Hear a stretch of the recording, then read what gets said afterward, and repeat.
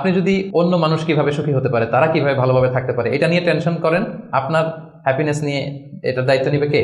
কাউকে দান করেন, চ্যারিটি করেন, ডোনেশন করেন।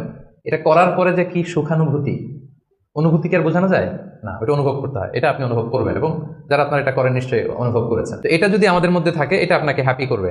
চিন্তা করেন ইসলামের বিধানগুলো, ইসলামের বাতলে দেওয়া যে জীবন দর্শন কত সুন্দর। মানে পুরো সমাজের সবাই যেন আমরা হ্যাপি থাকতে পারি, এরকম একটা সিস্টেম, তাই না? অন্যরা হ্যাপি আমি করতে যাচ্ছি, আমি হ্যাপি হয়ে যাচ্ছি। এবং সহিহ মুসলিমের একটা হাদিস এখানে আমি উল্লেখ করতে চাই, লম্বা হাদিস, শেষের অংশটা, টেক্সটটা হচ্ছে এরকম যে আল্লাহু ফি আউনিল আবিদি মা কানাল আবদু ফি আউনি আখি। রাসূল সাল্লাল্লাহু আলাইহি ওয়াসাল্লাম বলেন, আল্লাহ তাআলা ততক্ষণ পর্যন্ত বান্দার সাহায্যে থাকে যতক্ষণ পর্যন্ত বান্দা তার ভাইয়ের সাহায্যে থাকে। কথাটা বুঝতে পারছেন? আই রিপিট, আল্লাহ তাআলা ততক্ষণ পর্যন্ত কোনো বান্দার সাহায্যে থাকে যতক্ষণ পর্যন্ত এই বান্দা তার ভাইয়ের সাহায্যে থাকে। তা আপনি আল্লাহর সাহায্য পাইতে হলে এটার কন্ডিশন কি বলেন তো দেখি? আপনার ভাইকে হেল্প করা, তাকে হেল্প করেন, তার একটু উপকার করেন, আল্লাহ তাআলার পক্ষ থেকে নুসরাত, সাহায্য এটা নেমে আসবে। সুবহানাল্লাহ। তার মানে অন্যের প্রতি ভালো যেটা করেন, এই ভালোটা আপনার দিকে ফিরে আসে। অন্যের প্রতি শুভকামনা, এটা রিটার্ন হয়ে আপনার দিকেই ফিরে আসবে। So try to make others happy, অন্যকে সুখী করার চেষ্টা করা।